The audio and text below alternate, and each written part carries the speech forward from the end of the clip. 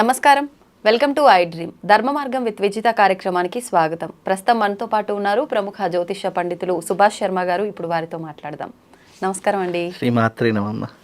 గురుగారు, కార్తీక మాసంలో మనకు ప్రతి ఒక్క దేవతని ఆరాధించినా కూడా ఎక్కువగా ముఖ్యంగా మనకు శివకేశవులు, సుబ్రహ్మణ్య స్వామి, అమ్మవారు, అంటే ముఖ్యంగా అమ్మవారు అని చెప్పడం కన్నా తులసికి ఎక్కువగా ఆరాధిస్తూ ఉంటారు, తులసికి కళ్యాణం చేస్తూ ఉంటారు.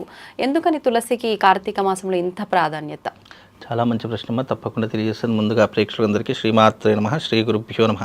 జ్ఞానినాంనపి చేతాంసి దేవి భగవతి హిస బలాయ కృష్ణ మోహాయ మహామాయ ప్రయశ్చతి. తులసి మాతను ఆరాధించడం అనేటటువంటిది ప్రతి ఒక్క స్త్రీకి సౌభాగ్యం కోసం ఆరాధిస్తుంటారు. అప్పట్లో అంటే దాదాపుగా ఒక 50 సంవత్సరాల క్రితం వెనక్కు వెళితే గనక అమ్మమ్మలు కానీ వాళ్ళు లేచిన వెంటనే ఏం చేసేవారంటే చక్కగా స్నానం చేసిన వెంటనే తలకు ఒక టవల్ కట్టుకొని ఫస్ట్ వాళ్ళు చేసే పని తులసి చెట్టు దగ్గర దీపం పెట్టేసి దాన్ని ప్రదక్షిణ చేసుకొని ఆ తర్వాత ఇంట్లోకి వచ్చి మిగతా కార్యక్రమాలన్నీ చేసేటటువంటి వారు. అప్పట్లో ఆచార పద్ధతులు అలా ఉండి, ఇప్పటికీ కూడా కొన్ని పాత సినిమాలు చూసామనుకోండి, దాంట్లో వాళ్ళు లేచిన వెంటనే మొట్టమొదట వాళ్ళు చేసేటటువంటి పని అంటే స్నానం కాగానే చక్కగా తులసి కోట దగ్గరికి వెళ్ళి చక్కగా అక్కడ అలికి ముగ్గులు, పూర్వకాలంలో ఆవు పేడతో అలికి, అంటే ఆవు పేడ నీళ్ళల్లో కలిపి అలికి ముగ్గు వేసేసి అక్కడ దీపం వెలిగించి దాని చుట్టూ ప్రదక్షిణ చేసేటటువంటి వాళ్ళు. ఎందుకు అనంటే తులసి మాత అనేటటువంటి తల్లి సౌభాగ్యాన్ని ప్రసాదించేటటువంటి తల్లి. అలాగే తులసి లేనటువంటి ఇల్లు శ్మశానముతో సమానమని శాస్త్రవచనము. కాబట్టి ప్రతి ఒక్కరి ఇంట్లో తులసి చెట్టు తప్పకుండా ఉండాలి. తులసి వృక్షం, తులసి మొక్క అంటూ ఉంటాం. అది ఆయుర్వేదిక ఔషధ గుణాలతో కూడుకొని ఉన్నటువంటిది. ఎన్నో రకాల రుగ్మతలను దూరం చేసేటటువంటి ఔషధ వృక్షము. అలాగే దేవతలో ప్రప్రధానంగా ప్రతి ఒక్క స్త్రీ, వివాహమైనటువంటి స్త్రీ గృహిణి తులసి మాతను ఆరాధించేటటువంటి విధానాలు మన సనాతన ధర్మంలో తెలియజేశారు. అందులోనూ తులసి మాతకు విష్ణుమూర్తికి ఇచ్చి వివాహం చేయడం అనేటటువంటి పది ఎందుకు వచ్చింది అని అంటే కనుక, తులసి మాత తన గత జన్మలో ఒక రాక్షసిగా జన్మిస్తుంది. రాక్షసిగా జన్మించినటువంటి తులసి మాత విష్ణుమూర్తిని భర్తగా పొందడానికి అనేక ప్రయత్నాలు చేస్తుంది. కానీ ఎట్టకేలకు విష్ణుమూర్తి భగవంతుడు, ఈమెనేమో రాక్షస జన్మ. మరి ఏ విధంగా పొత్తు కుదురుతుంది? కుదరదు. రాక్షసి అయినప్పటికీ కూడా మంచి ప్రవర్తన కలిగినటువంటిది తులసి మాత. కాబట్టి ఆ తులసి మాత విష్ణుమూర్తిని ఘోర తపస్సు చేసి నువ్వు నా భర్తగా ఉండాలి అని కోరుకుంటుంది. కాకపోతే విష్ణుమూర్తి ఏమంటాడంటే, నువ్వు ఈ జన్మలో రాక్షసిగా జన్మించావు కాబట్టి వచ్చే జన్మలో తులసి మాతగా జన్మించి నన్ను పొందగలవు అని విష్ణుమూర్తి వరం ఇచ్చాడట. కాబట్టి ఆమె ఘోర తపస్సుకు మెచ్చినటువంటి ఆ విష్ణుమూర్తి మళ్ళీ వచ్చే జన్మలో ఆ రాక్షసి తులసి మాతగా అవతారం దాల్చి విష్ణుమూర్తిని వివాహం చేసుకుంటుంది. అందుకే విష్ణుమూర్తి, తులసి మాత అంటే తులసి వృక్షము అంటే మనకు తెలిసిందే. కానీ విష్ణుమూర్తి ఏ రకంగా జన్మిస్తాడో తెలుసా? ఉసిరి మొక్కగా జన్మించేసి, అందుకే ఉసిరి వృక్షానికి తులసి వృక్షానికి రెండుటికి కలిసి వివాహం చేస్తూ ఉంటారు. అంటే ఉసిరి వృక్షం అనేటువంటి దామోదర వృక్షము అని అంటారు దాన్ని. దామోదరుడికి ప్లస్ తులసి మాతకి ఇచ్చి ఇద్దరికి కూడా వివాహం చేస్తారు. అది కూడా ఎప్పుడు చేయాలి? కార్తీక పౌర్ణమి లేదా ద్వాదశి రోజు ఈ వివాహం అనేటటువంటిది చేయాలి అని శాస్త్రవచనం. కాబట్టి ఆ తులసి మాత యొక్క ప్రేరణ మీదుగా ఈ కార్తీక మాసంలో, అంటే గత జన్మలో కార్తీక మాసంలో నేను వివాహం చేసుకుంటానని చెప్పి విష్ణుమూర్తి వరం ఇచ్చాడు. కాబట్టి అందుకే కార్తీక పౌర్ణమి కానీ కార్తీక చిలుకు ద్వాదశి అని అంటున్నాం. ఆ రోజున కానీ వాళ్ళిద్దరికీ కలిసి వివాహం చేయడం అనేటటువంటి ఆచారంగా ఉన్నటువంటి సాంప్రదాయం. అది చాలా పెద్ద స్టోరీ, మీకు ఈ వీడియోలో చిన్నగా చెప్పేసాను. క్షీరాబ్ది ద్వాదశి అని కూడా అంటుంటారు. క్షీరాబ్ది ద్వాదశి అంటే మనకు క్షీరసాగర మథనం తెలుసు అందరికీ కూడా. దేవతలు, రాక్షసులు క్షీరసాగర మథనం చేసేసి అందులో నుంచి ఎన్నో రకాలైనటువంటి ఔషధ ద్రవ్యాలు వచ్చి, అంటే ధన్వంతరి భాండాగారం వచ్చింది, ఐరావతం వచ్చింది, అలాగే కామధేను వచ్చింది, అలాగే విషము వచ్చింది. ఇలా ఎన్నో రకాలైనటువంటి పదార్థాలు వెళ్ళాయి. అందులో నుంచే శ్రీ మహాలక్ష్మి కూడా ఉద్భవించింది. కాబట్టి కార్తీక పౌర్ణమి రోజున విష్ణుమూర్తి శ్రీ మహాలక్ష్మిని వరించాడు అని కూడా మనకు శాస్త్ర ప్రతీక.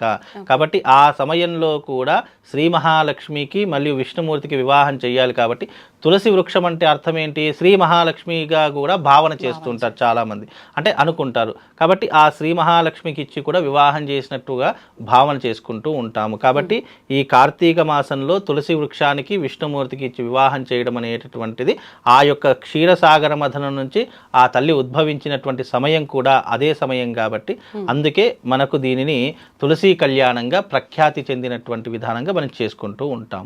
అలాగే తులసి కళ్యాణం చేసేటటువంటి సమయంలో కూడా చాలామంది 365 వత్తులు కూడా ఆ తులసి కళ్యాణం దగ్గర వెలిగిస్తూ ఉంటారు. చాలామంది ఉసిరి మీద దీపం ఇది అందుకే చెప్తున్నా, ఉసిరి మీద ఎప్పుడూ కూడా దీపం వెలిగించండి, అది మృత్యు సంకేతము అని చెప్పడం జరిగింది. కాబట్టి ఎప్పుడైనా కానీ మీరు దీప ప్రమిదలు వెలిగించి దాని పక్కన ఉసిరికాయలు పెట్టండి. ఉసిరి మీదనే దీపం పెట్టడం అనేటటువంటిది సమంజసమైనటువంటి పద్ధతి కాదు, అది ధర్మ విరుద్ధమైనటువంటి పద్ధతి. ధర్మం ఏదైతే చెప్పిందో అదే రకంగా ఆచరిస్తే శుభము లాభము కలుగుతుంది. కాబట్టి దాని విధానంగా దీపాలు వెలిగించడం తప్ప ఉసిరి మీదనే దీపాలు వెలిగించుకోకండి.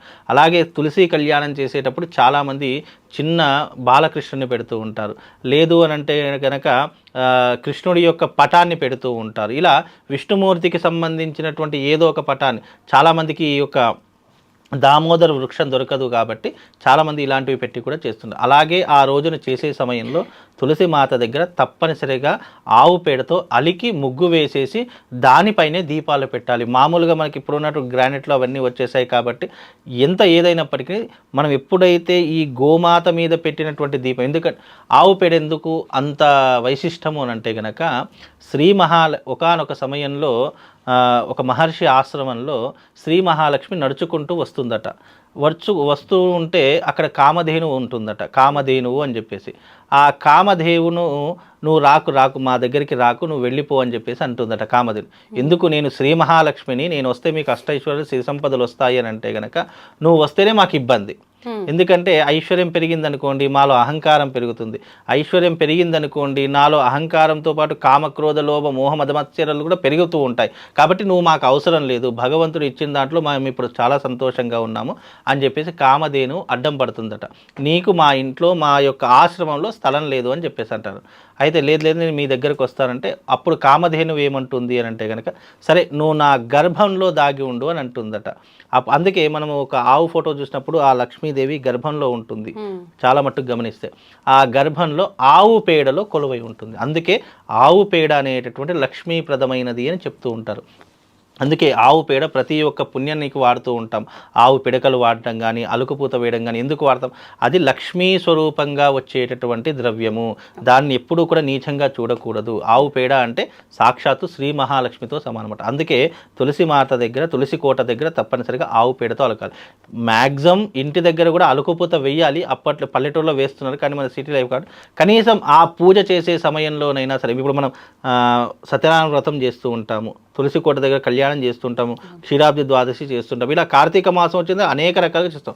నువ్వు ఎక్కడైతే దేవుడికి సంబంధించినటువంటి క్రతువులు ఆచరిస్తున్నావో ఆ స్థలంలో గోమయంతో అలికితే అది శుభ్రం అవుతుంది. ఎందుకంటే మనం ఇంట్లో నడిచేటప్పుడు కానీ వీధిలో నడిచేటప్పుడు కానీ మనం అనేక రకాలైన ద్రవ్యాలు తొక్కుకుంటూ వస్తాము, లేదు అని అంటే కనుక చెప్పులు వేసుకుంటూ వస్తాం. ఈ మధ్యకాలంలో ఇంట్లో కూడా చెప్పులు వేసుకొని తిరుగుతున్నాం. కాబట్టి అలా తిరిగినప్పుడు ఆ స్థలం అనేది అపరిశుభ్రం అవుతుంది.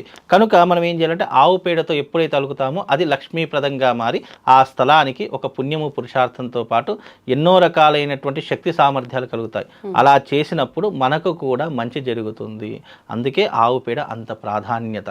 చాలా మట్టుకు ఈ మధ్యకాలంలో మనము ఆవు పిడకలతో హోమం చేయడమే మానేసాం. నిజంగా హోమం చేయాలి అంటే ఆవు పిడకలతో హోమం చేస్తే విశేషమైనటువంటి పుణ్యం. ఆవు పేడతో హోమం చేస్తేనట వివాహం కానటువంటి వారికి 41 రోజుల్లో వివాహం అవుతుందట. సంతానం లేనటువంటి వారికి వితిన్ 2 నెలల్లో సంతానం కలుగుతుందట. ఆవు పేడతో హోమం చేయడం వల్ల ఇంట్లో లక్ష్మీదేవి తిష్ట వేసి కూర్చుందట. ఇక మనం ఎంత పొమ్మన్నా పోదట. ఇన్ని రకాలైనటువంటి విధానాలు దాంట్లో ఉన్నాయి. అందుకే అంత వైశిష్టమైనటువంటిది.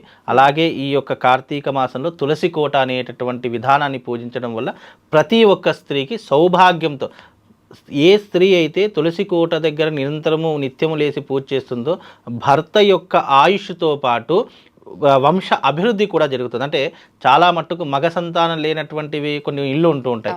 కాబట్టి మగ సంతానం కావాలి అంటే ఎవ్రీడే పెళ్ళైనటువంటి కొత్త గృహిణులు ఏం చేస్తారంటే మీరు వెంటనే ఈ యొక్క 41 రోజుల పాటు తులసి కోట దగ్గర ప్రదక్షిణ చేయడం ప్రారంభం చేయండి. తప్పకుండా మీకు మగ సంతానం కలిగి వంశం అనేటటువంటిది అభివృద్ధిలోకి వస్తుంది, వంశం అనేటటువంటిది వృద్ధిలోకి వస్తుంది. అక్కడికే నీ వంశం అంతమైపోకూడదు. ఎందుకంటే మగవాళ్ళతోనే వంశం వృద్ధి చెందుతూ ఉంటుంది. కాబట్టి నీకు పుత్ర సంతానం కావాలంటే తులసి కోట దగ్గర పూజ చేసుకుంటే తప్పకుండా వాళ్ళకు పురుష సంతానం కలుగుతుంది. ఈ రకమైనటువంటి విధానాలు ఎన్నో. ఆ విధానం కూడా ఎవరు? విష్ణుమూర్తే తులసిమాతకి ఇచ్చినటువంటి వరం అది. కాబట్టి ఎవరైతే నిన్ను అర్థిస్తారో, ఎవరైతే నిన్ను నిరంతరం ఉదయకాలం, అది కూడా ఎప్పుడు చేయాలి? ఎప్పుడో 10 గంటలకు చేస్తాను, 9 గంటలకు చేస్తానంటే కాదు, సూర్యోదయముకు పూర్వమే చేయాలి. అంటే సూర్యుడు రాకమునిపే తులసి కోట దగ్గర దీపం వెలిగించి నువ్వు పూజ చేసుకుని ప్రదక్షిణ చేసుకుని ఇంటి పనులలో నిమగ్నం అయిపోవాలి. అప్పుడే దాని యొక్క ఫలితం వస్తుంది. నేను 8 గంటలకు చేస్తాను, 7 గంటలకు చేస్తాను, 6 గంటలకు చేస్తానన్న ప్రయోజనం లేదు. ఎప్పుడైతే మనం బ్రహ్మ ముహూర్తంలో చేసేటటువంటి స్నానానికి, జపానికి, తపానికి, హోమానికి చాలా ప్రాధాన్యత ఉంటుంది. తులసి కళ్యాణం కూడా సూర్యోదయం కాకమునిపే చేయాలి. లేదు అంటే సాయంకాలం ప్రదోష కాలంలో చేసుకోవచ్చు. ప్రదోష కాలం అనేటటువంటిది శివుడు సంచరించేటటువంటి సమయము. ఈ కార్తీక మాసంలో శివపార్వతులు, లక్ష్మీనారాయణులు అందరూ కూడా ఆకాశంలో సంచరించేటటువంటి సమయము. దీనిని ఈ కార్తీక పౌర్ణమి దేవదీపావళి అని కూడా పిలుస్తుంటారు. ఎందుకు అంటే దేవతలు సంచరించేటటువంటి సమయము. ఆ సమయంలో అందుకే తులసి కళ్యాణం ఎక్కువగా కార్తీక పౌర్ణమి లేదా ద్వాదశి రోజు చేస్తారు. చిలుకు ద్వాదశి రోజున చేసేటటువంటిది కార్తీక పౌర్ణమి రోజున చేసేటటువంటి ఒకే పుణ్య ఫలితాన్ని ఇస్తుంది. కాబట్టి మీరు చేసేటటువంటి విధానము సంకల్పపూర్వకంగా మనస్ఫూర్తిగా చేస్తే గనక మీకున్నటువంటి అరిష్టాలన్నీ కూడా తొలగిపోతాయని తులసి కళ్యాణం ఈ సమయంలో చేస్తారమ్మా. గురుగారు, కార్తీక మాసంలో వచ్చే ఏకాదశి, ద్వాదశి కూడా చాలా విశేషమైన రోజులుగా చెప్పబడుతున్నాయి. అయితే ముఖ్యంగా ఆ రోజున మనం ఎటువంటి విధి విధానాలు ఆచరించాలి? ఏకాదశి రోజుని ఏ రకంగా ఉపయోగించుకోవచ్చు? ద్వాదశి రోజు మనం మామూలుగా కూడా అంటే తులసి కళ్యాణం ఆ రోజున చేస్తామని అంటారు, కానీ ప్రతి ఒక్కరు కూడా ఈ మధ్యకాలంలో పౌర్ణమి రోజున చేస్తున్నారు. నిజంగా ఆ రోజే చేయాలా? ఆ రోజు చేస్తేనే ఆ ఫలితం ఉంటుందా? ఇంకొకటి, మీరు ఇంతకుముందు ఒకసారి మనం కార్తీక మాసం టాపిక్ మాట్లాడుకున్నప్పుడు ఒక విషయం అన్నారు నాతో. ఈసారి కార్తీక మాసంలో వచ్చే ఏకాదశి, ద్వాదశుల్లో మంచి అంటే చాలా కొన్ని సంవత్సరాల క్రితం వచ్చిన ఏదైతే విశేషమైన రోజు ఉందో ఆ రోజు మళ్ళీ తర్వాత చాలా కాలంకి ఈ కార్తీక మాసంలో వస్తుంది అని చెప్పి, మరి అంత పవిత్రమైన రోజు, అంతటి విశేషమైన కొన్ని సంవత్సరాల తర్వాత వచ్చిన రోజు అని అంటే ఖచ్చితంగా మనం ఆ రోజు చేసే కార్యక్రమం వలన అంతే ఫలితం ఉండే అవకాశం కూడా ఉంటుంది కదా? తప్పకుండానమ్మా. ఎందుకంటే ఈ యొక్క క్రోధినామ సంవత్సరం, ఈ క్రోధినామ సంవత్సరం తగ్గట్టుగానే అనేక ఉపద్రవాలు, ప్రపంచవ్యాప్తంగా భయాందోళనతో కూడుకున్నటువంటి జీవన విధానం. అవునండి. కానీ భగవంతుడు తండ్రి లాంటి వాడు, అమ్మ తల్లి లాంటిది. మొదటి దంపతులు, ఆది దంపతులు వాళ్లే కదా. కాబట్టి ఇంతటి విపత్కరమైనటువంటి సంవత్సరంలోనైనా కానీ కొన్ని గొప్పదైనటువంటి యోగాలని మనకు పుణ్యమాసాలు కలిగించడం, పుణ్యం సంపాదించుకోవడానికి అవకాశాలు ఇస్తున్నాడు. దుష్ట శిక్షణ, శిష్ట రక్షణ. వీక్షించేటువంటి ప్రేక్షకులు గమనించాల్సినటువంటి అంశం ఏంటంటే 2027 సంవత్సరం వరకు కూడా ఈ ప్రపంచవ్యాప్తముగా ప్రకృతి విపత్తులు ఉంటాయి. సామూహిక మరణ హోమాలు అనేటువంటివి జరుగుతాయి. అందులో ఏమాత్రం సందేహం లేదు. అంతకంటే కూడా మనం 2020 సంవత్సరంలో చూసిన విపత్తులు లాంటివి కూడా భవిష్యత్తులో రాబోతాయి. ఎందుకంటే కరోనా రావడానికి షష్టగ్రహ కూటమి ఎలా అయితే ఉందో మార్చి 29వ తారీఖు రోజున కూడా షష్టగ్రహ కూటమి ఏర్పడుతుంది. తద్వారా కొన్ని భవిష్యత్తులో ఇబ్బందికర పరిస్థితులు, అటువంటి ఇబ్బందికర పరిస్థితుల్లో మనల్ని రక్షించేది మనం చేసుకునే పుణ్యం. గుర్తుపెట్టుకోండి, మన కుటుంబాన్ని రక్షించేది, మన ప్రాంతాన్ని రక్షించేది మనం చేసుకునేటువంటి దైవ పుణ్యమే, దేవతా కార్యక్రమాలు, అందులో సందేహమే లేదు. అందుకనే పూర్వకాలం నుంచి ఈ కాలం వరకు కూడా అనాదిగా ఎన్నో నియమనిష్టలు కలిగినటువంటి జీవితాన్ని గడుపుతూ వచ్చారు. కాబట్టి నిండు నూరేళ్లు ఎటువంటి విపత్తుల్లోనైనా కానీ బ్రతికి బయట కట్టడం జరిగింది. కాబట్టి మనం కూడా అటువంటి పుణ్యాన్ని సంపాదించుకోవాలి. కాబట్టి ఇటువంటి మంచి రోజులని మాలాంటి వాళ్ళు తెలియచేస్తేనే తెలుస్తుంది. కాబట్టి జ్ఞానమంతా మా దగ్గర కాకుండా ప్రపంచానికి తెలియచేయాలనేటువంటి ఒక సదుద్దేశంతోనే ఎన్నో గ్రంథాలు పరిశీలన చేసి కొన్ని విషయాలు తెలుసుకుని వస్తున్నాం. కార్తీక మాసంలో ఏకాదశి వస్తుంది, ద్వాదశి వస్తుంది, అది రొటీన్, అది ప్రతి సంవత్సరం వచ్చేటివి. కానీ ఈ సంవత్సరం ప్రత్యేకంగా వచ్చేటువంటివి చాలా ప్రత్యేకమైందమ్మా. ఏంటండి ఆ ప్రత్యేకత ఏమిటి అని అంటే, మనకు మొదలుగా ఏకాదశి గురించి తెలియజేసుకున్నాం. శయనేకాదశి అని అంటారు. ఆషాఢ శుద్ధ ఏకాదశి నుంచి శయనేకాదశి, చాతుర్మాస్య దీక్ష అప్పటి నుంచి ప్రారంభం చేస్తారు. కాబట్టి అప్పటి నుంచి ప్రారంభం చేసే చాతుర్మాస్య దీక్ష కార్తీక శుద్ధ ఏకాదశి వరకు ఉంటుంది. అంటే విష్ణుమూర్తి శేషతల్పముపై నిద్రించే సమయం ఆషాఢ శుద్ధ ఏకాదశి. అవును. ఇక భాద్రపద శుద్ధ ఏకాదశి రోజున ఒకవైపుకు తిరుగుతాడు. మనం నిద్రలో పడుకొని ఉండి అలా ఉండి మధ్యలో మెలకువలాగా వచ్చి ఒకవైపుకి అలా తిరుగుతాం, కుడి వైపు నుండి మళ్ళీ ఎడం వైపు తిరుగుతాం కదా, ఆ విధంగా ఎడం వైపు తిరుగుతాడు. ఇప్పుడు ఈ 4 నెలలనే దక్షిణాయన కాలం అంటారండి. ఇదేనా దక్షిణాయన కాలం అంటే? దక్షిణాయన ఆషాఢం నుంచి వచ్చి కార్తీక మాసం ఇదంతా కూడా దక్షిణాయన కాలం. ఓకే. ఇక ఉత్తరాయణానికి కాలానికి సమీపంగా ఉండేటువంటిది కార్తీక శుద్ధ ఏకాదశి. అప్పటి నుంచి మనం లెక్కలోకి వస్తుంది. ఓకే. ఇక గమనించుకున్నట్లయితే భాద్రపద శుద్ధ ఏకాదశి రోజున ఒకవైపుకు తిరుగుతాడు.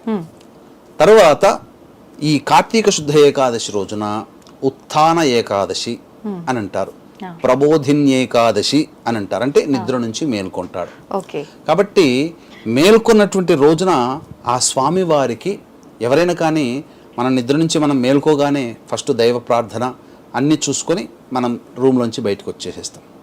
ఆ విధంగా ఆ ఈశ్వరుడు వైకుంఠంలో ఉండి ఆ వైకుంఠంలో ఉత్థాన ఏకాదశి రోజున అనగా కార్తీక శుద్ధ ఏకాదశి రోజున మేల్కొంటాడు. మేల్కొన్న తర్వాత బ్రహ్మ శివ ప్రమథ గణాల యొక్క సమూహముతో ఆ వైకుంఠము నుంచి తులసి బృందావనానికి బయలుదేరుతాడు ద్వాదశి రోజున. దాన్నే క్షీరాబ్ది ద్వాదశి అని కూడా అంటుంటారు, చిలుకు ద్వాదశి అని అంటుంటారు.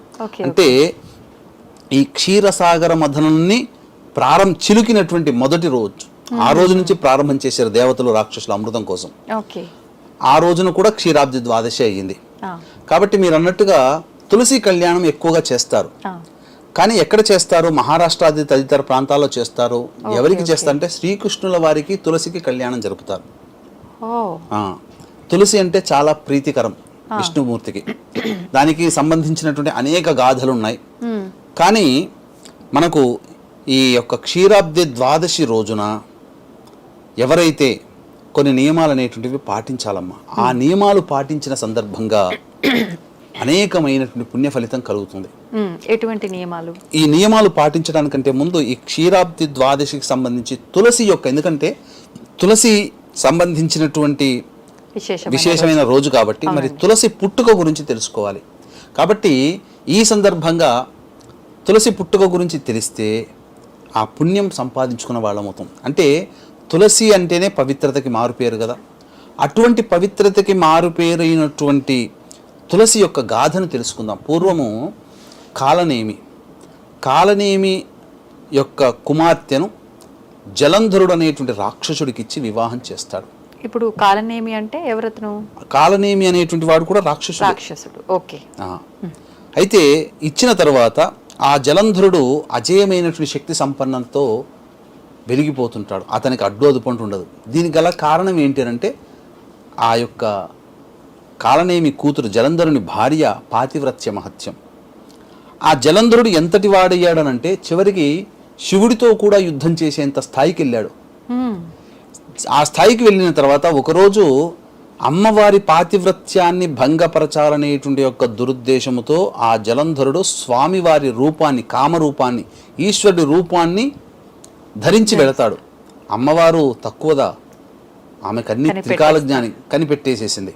అంతటా ఆగ్రహం చెందినటువంటి అమ్మవారు విష్ణుమూర్తిని, అసలు వీడు పాతివ్రత్యాన్ని పూర్తిగా తొలగించడానికి వచ్చాడు, వీడింతటి అజయుడయ్యాడు అంటే అతని భార్య పాతివ్రత్య మహత్యము, రాక్షసులు ఎక్కువ కాలం మనగడ ఉండకూడదు, ముల్లోకాలకే ప్రమాదము, కాబట్టి వీడు రాక్షసుడు, కాబట్టి వీని యొక్క భార్య పాతివ్రత్య మహత్యం చేత వీడు గొప్పవాడుగా ఉన్నాడు, వీనికి అడ్డొదుపు లేదు, అసలు ఆమె పాతివ్రత్యాన్ని తగ్గించే ప్రయత్నం చేయండి అని చెప్పి విష్ణుమూర్తిని ఆదేశిస్తుంది. అంటే పాతివ్రత్యాన్ని తీసేయమని అన్నప్పుడు ఏం చేశాడనంటే ఆమెకి కొన్ని స్వప్నంలో కొన్ని దృష్టాంతాలు కనబడ్డాయి. అంటే తన భర్త దున్నపోతు మీద వెళుతున్నట్టుగా స్వప్నంలో ఎవరైతే దున్నపోతుకి దర్శనమిస్తా కనబడుతుందో 6 నెలల్లో వాళ్ళకి మరణం సంప్రాప్తం అవుతుంది. అది సంకేతం. కలికాలంలో కూడానమ్మా. ఆ విధంగా అక్కడంతా కూడా ఊరంతా తగలబడిపోతున్నట్టు మంటల్లో ఇవన్నీ కూడా కనబడేసరికి భయపడిపోయి ఉద్యానవనంలోకి, అసలు ఆమెకి ఎక్కడికి వెళ్తుందో తెలియకుండా ఉద్యానవనంలో అడవుల్లోకి వెళ్తుంది. అంతటా ఆ విష్ణుమూర్తి వృద్ధ బ్రాహ్మణుడి వేషంలో ఒక చెట్టు కింద కూర్చున్నాడు. ఆ చెట్టుకి పైన 2 వానరాలు, 2 కోతులు ఉన్నాయి అక్కడ పైన. ఆ విధమైనటువంటి స్థితి ఉన్నటువంటి చూసి ఈ బ్రాహ్మణుడు ఎవరో గొప్పవాడిలా కనబడుతున్నాడు, నా భర్త కనిపించట్లేదు, నా భర్తకి ఏమైంది, అసలు శివుడితో యుద్ధం చేస్తున్నాడు కదా, ఎలా ఉన్నాడు అని చెప్పి వార్త తెలుసుకుని అంటే అతను ధ్యానంలో ఉండి శివుడి చేతిలో నీ భర్త చనిపోయాడమ్మా అని చెప్తాడు. ఇదంతా విష్ణువు చేసే మాయ. Okay okay. అయిన తర్వాత ఆ చనిపోయాడు నా భర్తనగానే మూర్ఛిల్లిపోతుంది. అంతటా ఆమెని నీటితో మళ్ళీ లేపుతాడు, చల్లిన తర్వాత మీరు మహాత్ములు నా భర్త యొక్క స్థితిని కనిపించి చెప్పారు కాబట్టి నా భర్తను బ్రతికించే ఉపాయం చేయండి అని అంటే, సరేనమ్మా నేను చేస్తానని చెప్పి నదిలోకి వెళ్ళి స్నానం చేస్తాడు. వెళ్ళి జలంధరుని రూపాన్ని కామరూపంతో విష్ణు జలంధరుని రూపాన్ని ధరిస్తాడు.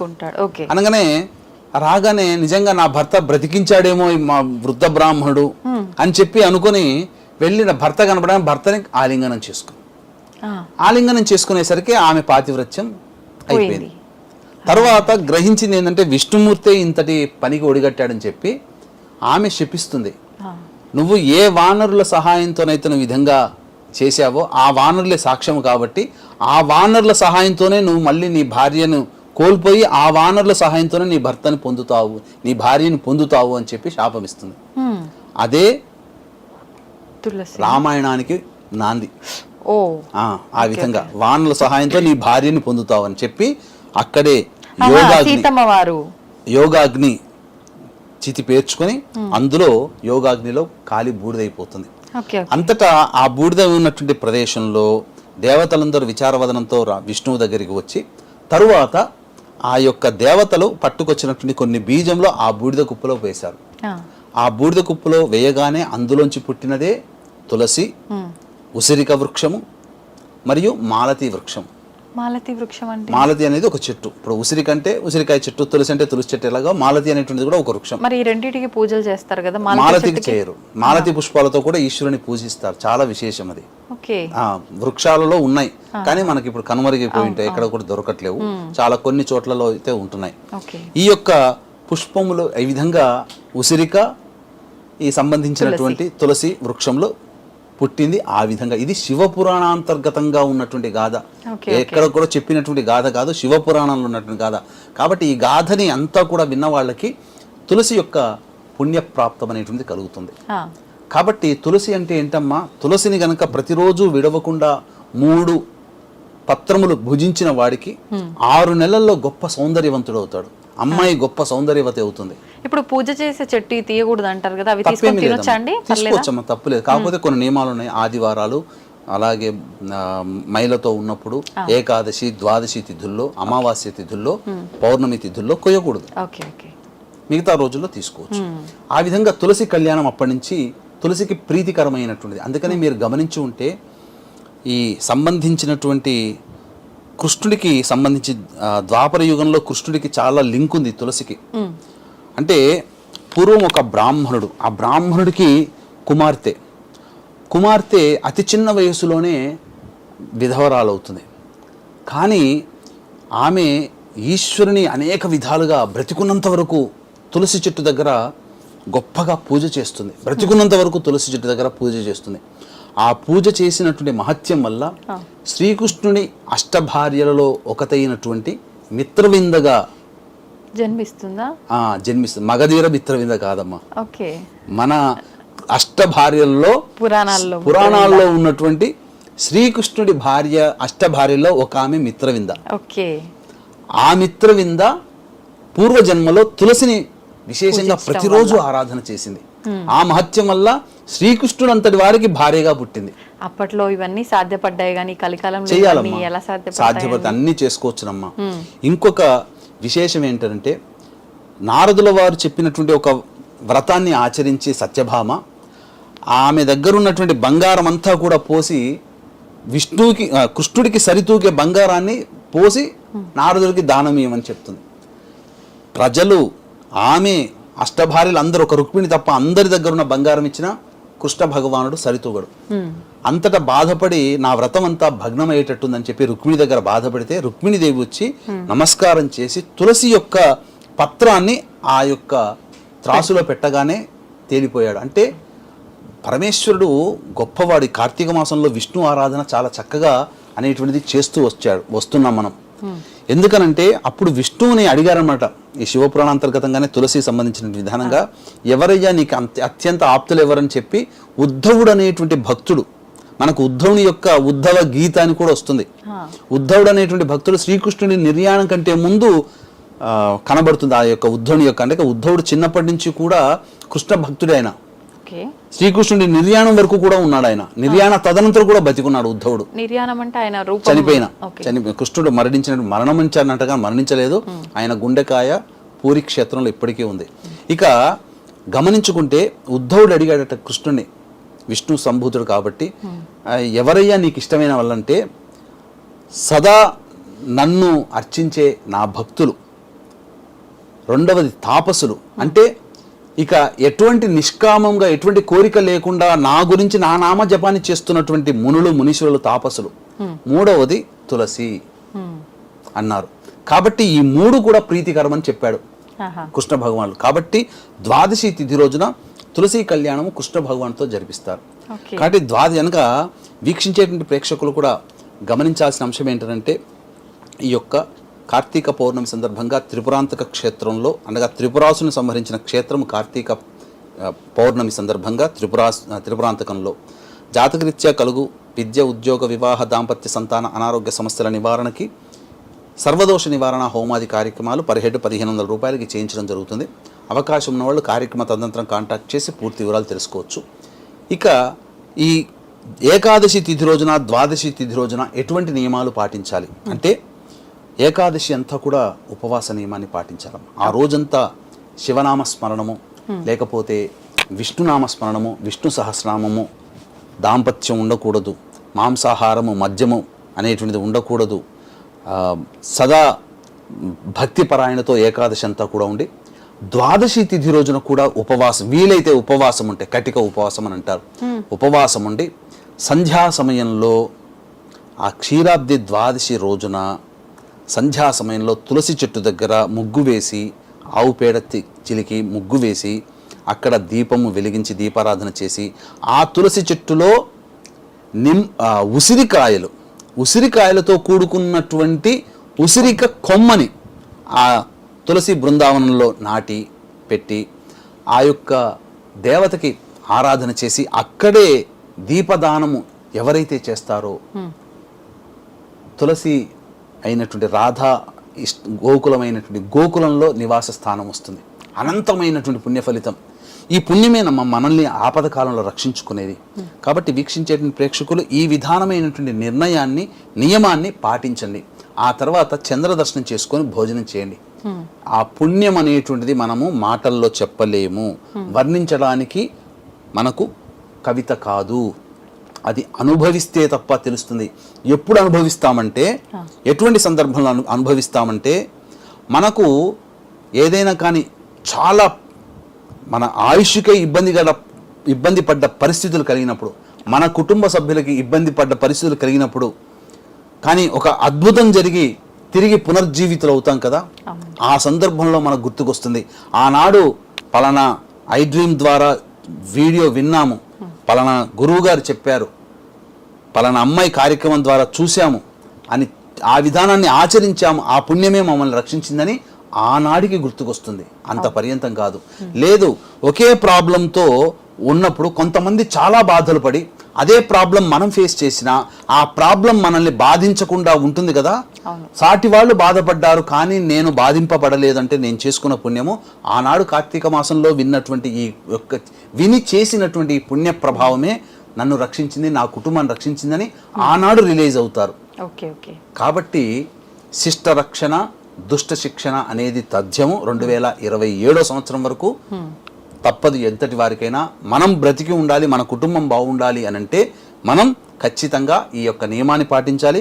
మనతో పాటు అందరూ బాగుండాలంటే ఈ యొక్క వీడియోని అందరికీ తెలియచేయండి, ఈ యొక్క విషయాన్ని అందరికీ తెలియచేయండి. ద్వాదశి అమ్మ, క్షీరాబ్ది ద్వాదశి అది మీకు తెలిసిందే కదా, విష్ణుమూర్తి ఇదంతా. అందుకని ఆ రోజున తులసికి క్షీరాబ్ది ద్వాదశి రోజునే కదక్క ఉసిరికి పూజ చేసి మనకి ఉసిరి మొక్క తులసి మొక్క కళ్యాణం, ప్రకృతి పురుషుల యొక్క కళ్యాణం అని చెప్పి ఇటు దామోదరుడు అటు తులసికి వచ్చి కళ్యాణం చేసి, అంటే ప్రకృతి పురుషుల యొక్క కళ్యాణం.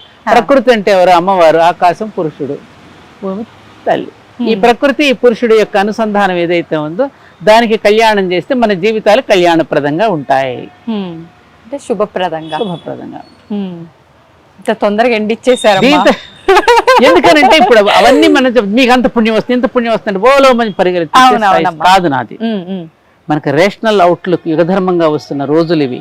వాళ్ళకి అలాగే దాన్ని బట్టి నీకు అది వచ్చేసింది, ఉత్తర క్షణంలో నీకు పుణ్యం వచ్చేసింది, ఆహా ఓహో అని చెప్పేసేస్తే ఓ పరుగులు పెట్టేసి ఇంకా అమూర్ఖత్వంలో పడేయకూడదమ్మా. మనం ఎదుగుతూ ఉన్నాం, మనం గ్లోబలైజేషన్ అంటున్నాం. మనం మనం మన ఆ విషయాన్ని దాంట్లో అవగాహన చేసుకుని ఒక పక్కనేమో దీపావళి పండుగ రోజున ప్రకృతి అయిన మహా అంటున్నాం, వికృతి అయిన మహా అంటున్నాం, మళ్ళీ ప్రకృతినేమో ఒక పక్క నాశనం చేస్తుంటే ఆ పూజకులో దోషం ఉంటుందా? నీకు పూజను అందుకుంటుందా? దోషమే ఉంటుంది. మరి పూజలో దోషం చేస్తూ ఆ అనుగ్రహం ఎలా పొందుతావు నువ్వు? అవునమ్మా. లక్ష్మీదేవికి మొట్టమొదటి నామం ఏంటి చెప్పు? ప్రకృతి నమః, వికృతి నమః. మరి ప్రకృతికి విఘాతం కలిగించే పనులు చేసి కర్బన ఉద్గారాలు ఇవాళ బోలెడంత కార్బన్ డైఆక్సైడ్ అని మన భూమికి వదిలేస్తూ ప్రకృతిని విఘాతం చేస్తూ నిన్ను అనుగ్రహించమని నువ్వు పూజలు వ్రతాలు చేస్తే ఎలా అనుగ్రహిస్తుంది? ఆలోచించాల్సింది కూడా. అవునమ్మా. అది ఆలోచింప చేయడమే మనం మీడియా చేయవలసిన పని. ఇలా చేస్తే 10 మంది వెళ్ళిపోతారని వాళ్ళని పరిగెత్తించేసి సెన్సేషన్ క్రియేట్ చేయొద్దు. సెన్స్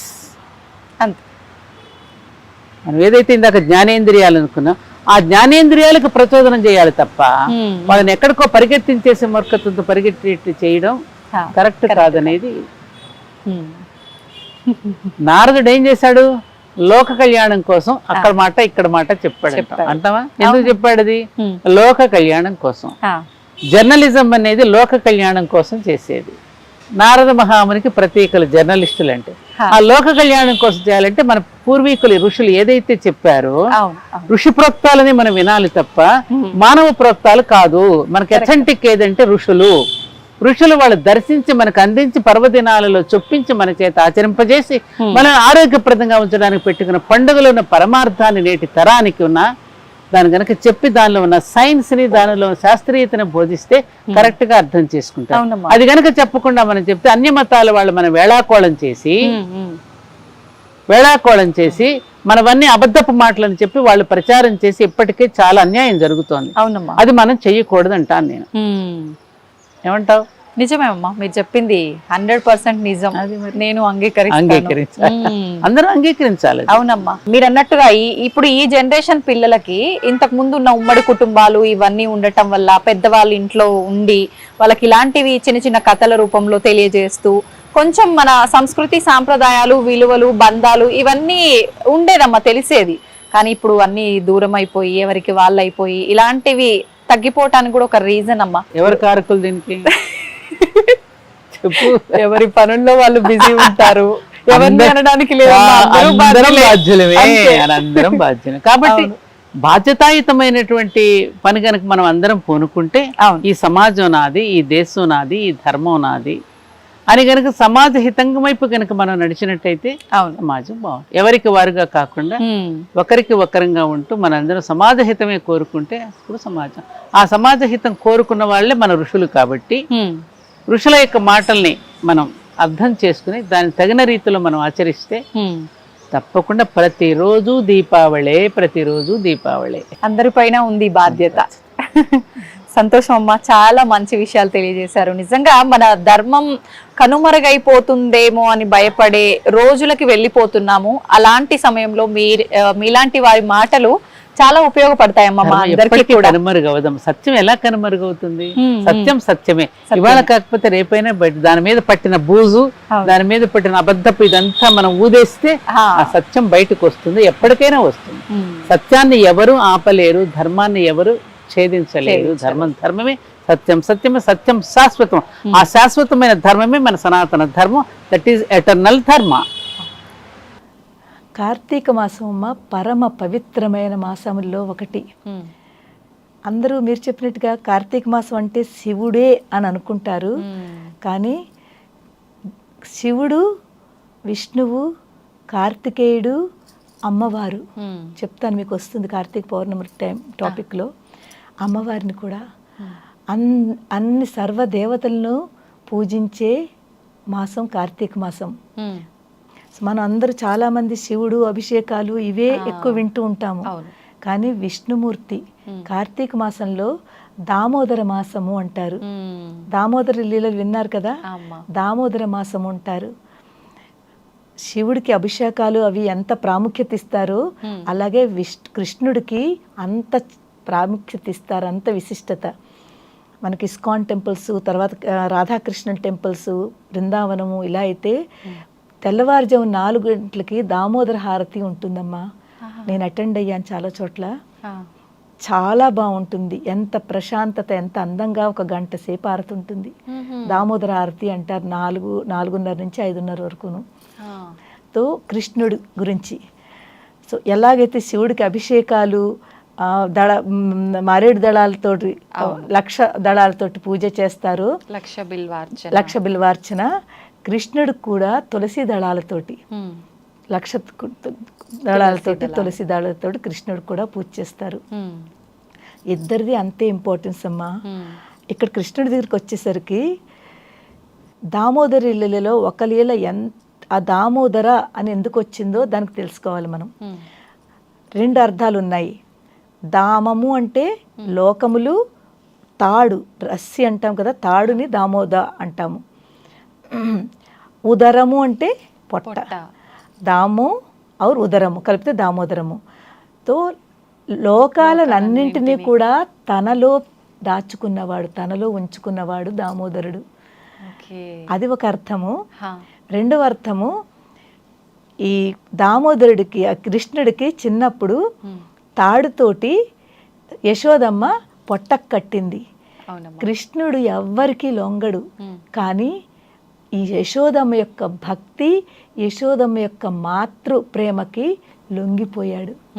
ఎవరికి లొంగని కృష్ణుడు అమ్మ యొక్క మాతృ ప్రేమకి, భక్తికి లొంగి తనను తను కట్టించుకున్నాడు, ఉదరానికి తాడు కట్టించుకున్నాడు.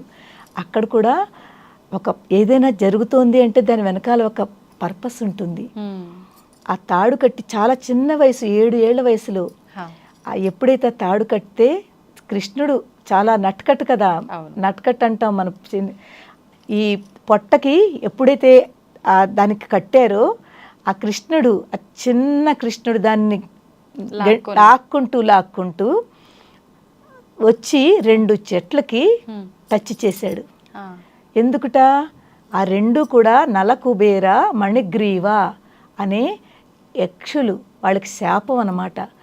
ఆ శాపం వల్ల వాళ్ళ ఒక వృక్షాల కింద అయ్యారు. ఆ శాప విమోచన ఎప్పుడు జరుగుతుందంటే ఈ ద్వాపర యుగంలో కృష్ణుడే వాళ్ళకి శాప విముక్తి చేస్తాడు. ఆ 7 ఏళ్ల వయసులో ఎప్పుడైతే కృష్ణుడు ఈ రోలు యొక్క టచ్ అయిందో వాళ్ళిద్దరూ కూడా ఆ వృక్షాల నుంచి బయటకు వచ్చి వాళ్ళు కృష్ణుడికి ప్రార్థించి శాపముక్తులు అవుతారు. అది అందుకే ఈ దామోదరుడు అన్నారు. ఇది దాని ఉదరానికి రస్సి చేత కట్టించుకుని, దేనితోటి? భక్తి ప్రేమతో కట్టిన దానికే వంగాడు అని చెప్పి దానికి ఒక దామోదర లీల ఉంది. ఇంకా చాలా చక్కగా ఉంది. అది ఇంకా పెద్ద లీల ఉంది, నేను షార్ట్ లో చెప్పాను మీకు. ఆయన ప్రతి ఒక్క లీల చిలిపి వేషాల వెనకాల ఏదో ఒక అర్థం ఉంది, చాలా అర్థం ఉంటుందమ్మా. దాంట్లో మనకు నేర్పుతున్నాడు కూడా కృష్ణుడు. అంటే మనం ప్రతిదానికి కూడా నేర్చుకోవాలి. చిన్న పిల్లాడే కదా అలా కట్టాడని కూర్చోకుండా తను ఏ కర్తవ్యం మీద చెయ్యాలో తను చేసి చూపించాడు. మనం కూడా అదే నేర్చుకోవాలి. ఏదైనా అబ్స్టకల్స్ ఏదైనా కష్టాలు వస్తుంటే మనం ఆగిపోతాం కదా, ఆగకండి, ముందుకు వెళ్ళండి, ఆ కష్టాన్ని ఎదుర్కొని ముందుకు వెళ్ళండి అని అక్కడ చూపిస్తున్నాడు మనకి. తర్వాత స్నానం చేయడం, నదీ స్నానాలు, సముద్ర స్నానాలు, తర్వాత ఏదైతే మనకు నక్షత్రం ఉంటుందో ఆ నక్షత్రాన్ని బట్టి ఆ నెల మనది చాంద్రమాన ప్రకారం మనం చేసుకునేటువంటి నెలలన్నీ కూడా. అయితే కృత్తిక నక్షత్రం పౌర్ణిమ రోజు ఉంటుంది కాబట్టి దీన్ని కార్తీక మాసం అని చెప్పేసి అంటాం. ఇలాంటి కార్తీక మాసంలో మరి ఈ శివకేశవ భేదం ఒకటి, తర్వాత అయ్యప్ప స్వాములు కూడా మాల వేసుకుంటారు, తర్వాత శీతల స్నానం చేయడం, భూతల శయనం చేయడం అనేటువంటి నియమాలు బాగా పాటిస్తూ ఉంటారు అన్నమాట. వీటిలో అనేకమైనటువంటి మనకు ఆరోగ్య నియమాలు కూడా అందులో కలిసి ఉన్నాయి. అయితే ఈ రోజులలో భోజనం చేస్తున్నప్పుడు రకరకాలైనటువంటి కూరగాయలు తినడం అనేటువంటిది నిషేధం. తర్వాత భోజనాలు ఎక్కడ పడితే అక్కడ భోజనాలు చేయడం అనేటువంటిది కూడా నిషేధం. ఎందుకంటే వంకాయలు, బెండకాయలు, ఆనపకాయ మొదలైనటువంటివి ఈ చాతుర్మాసాల్లో 4 నెలలు నిషేధం అన్నమాట. వంకాయలు, బెండకాయలు, ఆనపకాయలు. వంకాయలు, ఆనపకాయలు అయితే తప్పకుండా చాలా మంది తినకుండా నిషేధం పెట్టుకుంటారు. ఎందుకంటే దానివల్ల శరీరంలో వాతపు గుణం ఎక్కువగా వస్తుంది. తర్వాత కఫం, దగ్గు మొదలైనటువంటి కూడా వస్తుంటాయి అన్నమాట. వానకాలం అయిపోయి మనకు ఎప్పుడైతే ఈ చలికాలం మొదలవుతుందో శరన్నవరాత్రులు చక్కటి వెన్నెలలు వస్తున్నటువంటి సమయంలో రాత్రిపూట భోజనం చేయడం, అది ఇందువారే వ్రతం స్థిత్వ అంటాడు. ఇందువారంలో మనం అంటే సోమవారం రోజు నెలంతా కూడా నక్తం చేయడం అంటే పొద్దుటి నుండి సాయంత్రం వరకు దైవ పూజలు, దైవారాధనలు, గుడికి వెళ్ళడం, తర్వాత అక్కడ అభిషేకాలు చేసుకోవడం అది ఉంటుంది. తర్వాత స్నానం చేస్తున్నటువంటి సమయంలో కార్తీకేయం కరిష్యామి ప్రాతస్నానం జనార్దన ప్రీత్యర్థం తవ దేవేశ దామోదర మహేశ. ఈ నెలనే దామోదర మాసం అని చెప్పేసి అంటారు. దామము ఉదరమునందు యశోదాదేవి ఆ వెన్న పడబోసి ఏడుస్తున్నటువంటి పిల్లవాడిని పెరుగు అదంతా పగలగొడితే ఇంకా నువ్వు ఇంటింటికి వెళ్ళి పాలు పెరుగు తింటున్నావు, ఇక్కడ ఇంట్లో అల్లరి చేస్తున్నావు అని చెప్పేసి ఒక తాడు తీసుకువచ్చేసి రోటికి కట్టేద్దాం అని చెప్పేసి మనకు కృష్ణలీలలో భాగవతంలో చెప్తుంటారు. కృష్ణుని యొక్క ఆ ఉదరానికి కట్టాలి అని చెప్పేసి అనుకున్నటువంటి సమయంలో ఎవరికి చిక్కనటువంటి వాడు, చిక్కడు తపస్సు చేస్తున్న వాళ్లకు, చిక్కడు మునులకు, ఋషులకు, దేవతలకు చిక్కనటువంటి వాడు యశోదాదేవికి చిక్కుతాడా? ఆమె ఎటు పరిగెత్తుతుంటే అటు వెంట్రుకలు ముడి ఊడిపోతుంటది, పాపం చీర జారిపోతుంటది, పట్టుకుందామంటే దొరకడు. ఆ దారం బట్టి కట్టేద్దాం అని చెప్పేసి అంటే ఎంత ముడి వేసా అతని బొజ్జకు ఇంత ఒక 2 ఇంచుల మందం అతనికి సరిపోదు. అందుకని చెప్పేసి తల్లి యొక్క అవస్థ చూసి ఇంకా అనుకుంటాడు, పాపం ఏమైనా ఇంత అవస్థ పెట్టడం బాగాలేదని చెప్పి చిక్కుతాడు. ఆమె తాడుతో ముడివేసి రోటికి కట్టడం మనకు భాగవతంలో కృష్ణలీలల కథ తెలుసు. అందుకని దామము ఉదరమునందు ఉన్నటువంటి వాడు కాబట్టి ఇది దామోదర మాసం అని చెప్పేసి కూడా అంటారు. తర్వాత ఉసిరిక చెట్టుకు కూడా ప్రాధాన్యం ఉంటుంది. అయితే స్నానం చేస్తున్నటువంటి సమయంలో ఆమలకం, ఆ ఉసిరికను ఒంటికి రాచుకోవడం వల్ల దాంట్లో సి విటమిన్ ఉంటుంది. ఉసిరిక తినాలి. ఉసిరిక తినడం వలన ఏ చిన్న దెబ్బలు తగిలే కూడా వెంటనే అవి మానుకుంటే, మనం ఈ రోజుల్లో ఎందుకు అని అడుగుతారు. మనం సైంటిఫిక్ అప్రోచ్తో చెప్తేనే పిల్లలు వింటారు, వచ్చే తరాలు. లేకుంటే ఉసిరికే ఎందుకు తినాలి, చింతకాయలు కూడా బాగా వచ్చాయిగా చెట్టుకు, చింతకాయలు కూడా తింటాము అంటారు. కానీ ఉసిరికలో అనేకమైనటువంటి ఔషధ గుణాలు ఉన్నాయి. దాన్ని ఒంటికి రాచుకొని స్నానం చేస్తారు. తర్వాత పూజ చేస్తున్నప్పుడు కూడా ధాత్రి తర్వాత ఈ తులసి రెండింటిని కలిపి పెట్టేసి దానికి పూజ చేయడం అనేటువంటిది నియమం. ఏ నదీ స్నానమో లేకుంటే ఏ సముద్ర స్నానమో చేయడానికి వెళతారు. కుదిరినటువంటి వాళ్ళు ఇంట్లో స్నానం చేస్తున్నా ఆ నీళ్లనే గంగే యమునే చైవ గోదావరి సరస్వతి నర్మదే సింధు కావేరి జలేస్మిన్ సన్నిధం కురు. నేను వీటినే అనుకుంటున్నాను, ఆ సన్నిధిలో ఉన్నట్టు నేను భావిస్తున్నాను. యద్భావం తద్భవతి అంటారు. మనకు ఆ నీళ్లను ప్రతి వాళ్ళు నది స్నానం ప్రతిరోజు వెళ్ళడానికి కుదరకపోవచ్చు. ఇప్పుడు మాలాంటి వాళ్ళం మా గోదావరి తీరంలో ఉన్నాం. అందుకని తెల్లవారుజామున లేచి వాకింగ్ అవుతుంది, చల్లనీళ్లతో స్నానం అవుతుంది. అక్కడ సూర్యోదయానికి ముందే ఒత్తులు ముట్టించుకుంటారు, దీపాలు పెడుతుంటారు, దొన్నెల్లో పెట్టి నీళ్ళలో విడుస్తుంటారు. ఎందుకంటే విష్ణుమూర్తి విశ్రాంతి తీసుకుంటున్నాడు శయన ఏకాదశి నుండి మరి ఇప్పుడు ఉత్థాన ఏకాదశి వరకు. అందుకని నీళ్లలో ఉన్నాడు కాబట్టి ఆయన జలంలో. అలాంటి అతనికి మనం దీపాలను సమర్పించుకుంటూ స్వామిని ఇంకా లేపాలి. 4 నెలలు వస్తున్నది. మనం ద్వాదశి పున్నం వరకు అతనికి కళ్యాణం చేసి మళ్ళీ వైకుంఠానికి పంపిస్తుంటాం అన్నమాట. అందుకని సంకల్పం చెప్పుకొని చరాచర జగత్తులో మనం ఎవరమో తెలియదు. అలా ఉన్నటువంటి సమయంలో మరి మనం ఎక్కడి నుండి జంబూ ద్వీపే భరతవర్షే భరతఖండే అస్మిన్ వర్తమాన వ్యవహారిక చాంద్రమానేన ప్రభావాది 6 సంవత్సరాణం క్రోధనామ సంవత్సరే దక్షిణాయనే. మరి ఇక్కడ ఉన్నటువంటి మన ఆయనం తర్వాత ఈ కార్తీక మాసే శుక్లపక్షే షష్ఠి పంచమి చవితి ఏదైతే అది అనుకొని మన గోత్రనామాలు చరాచర జగత్తులో మనం ఎవరో భగవంతునికి తెలియదు. అందుకని ఫలాని గోత్రం మన గౌతమస గోత్రస్య కమలానామధేయస్య అని చెప్పేసి చెప్పుకొని మనం స్నానం చేస్తే అప్పుడు భగవంతుడికి నీళ్లు విడవడం అనేటువంటిది మనం జరుగుతుంది. ఆ నీళ్లలోకి వెళుతున్నప్పుడు కూడా నది స్నానం చేస్తుంటే నదీమ తల్లిని ఆజ్ఞ ఇవ్వమనాలి. మనం కాళ్ళు పెడుతున్నాం, దిగుతున్నాం స్నానానికి, అందుకని చెప్పేసి ఆజ్ఞ తీసుకొని ఎటైతే పారకం నీళ్లు వస్తుంటాయో అడిదిక్కు నమస్కారం చేసి తూర్పు వైపున దిగి మనం స్నానం చేయాలన్నమాట. ఓకే. ఇదంతా కూడా స్నానానికి చాలా ప్రత్యేకత. Hmm. చల్లనీళ్ళ స్నానం చేస్తే ఒంట్లో ఉన్నటువంటి వేడి బయటకు వచ్చేసి చలి అనిపించదు. నిండా మునిగిన వాడికి చలి అంటారు. అవును. మన సముద్రంలో కానీ సముద్ర స్నానాలు చేసా, నది స్నానాలు చేసా మనకు చల్లగా అనిపించదు. ఇంట్లో కూడా చేయలేని వాళ్ళు, వృద్ధులు, బాలలైనటువంటి వాళ్ళు వేడి నీళ్ళు చేయవచ్చు. లేకుంటే చల్లనీళ్ళ స్నానం చేయడం వల్ల లోపల ఉన్నటువంటి మన నాడీ సిస్టమ్ అంతా కూడా యాక్టివేట్ అవుతుంది అని చెప్పేసి చెప్తుంటారు. ఓకే. అందుకని ఆరోగ్యపరంగా ఇది చాలా మంచిది ఈ స్నానం చేయడం అనేది. తెల్లవారుజామున బ్రాహ్మీ ముహూర్తంలో లేవడం, తర్వాత కృత్తిక నక్షత్రాలు మనకు కనిపిస్తుంటాయి. మనం లేవాలి, చూడాలి. అందంగా వెలుగుగా సూర్యుడు వచ్చే కంటే ముందు మన కృత్తిక నక్షత్రాలు కనిపిస్తుంటాయి. ఆ నక్షత్రాలకు మనం దీపాలు పెట్టాలన్నమాట. ఓకే. అర్లీ మార్నింగ్ పెట్టాలి. అర్లీ మార్నింగ్ పెట్టాలి. ఓకే. మళ్ళీ సాయంత్రం కూడా మళ్ళీ వేగుచుక్క వచ్చేటువంటి సమయం ఉంటది. తర్వాత సాయంత్రం వచ్చేటువంటి సమయంలో కూడా ఒక మినిస్టర్ వస్తున్నాడంటేనే పోలీసులు ఎంతో మంది ముందర వెళుతుంటారు. అట్లాంటిది మరి లోక బాంధవుడు సూర్యుడు వస్తున్నటువంటి సమయంలో వేకోజామున వేగుచుక్కలు వస్తుంటాయి. తర్వాత సాయంత్రం పూట మళ్ళీ అస్తమిస్తున్నటువంటి సమయంలో సమయంలో కూడా మనకు రోహిణి చుక్క అవి కనిపిస్తుంటాయి. అందుకని నక్షత్రాలకు మనం నమస్కారం చేసి దీపాలు పెట్టడమే. వాళ్ళందరూ కూడా కార్తికేయుడు, ఎందుకు వీళ్ళు ఇప్పుడు అయ్యప్ప పడతారు అంటే కార్తికేయుడు అయ్యప్ప 6 ముఖాలతో అతనికి పాలిస్తారు కృత్తిక నక్షత్రాలు. అందుకని కార్తికేయుడు అనే పేరు వస్తుంది కనుక కృత్తిక నక్షత్రాలకు మనం దీపాలు పెట్టి అతనికి నమస్కారం చేయడం.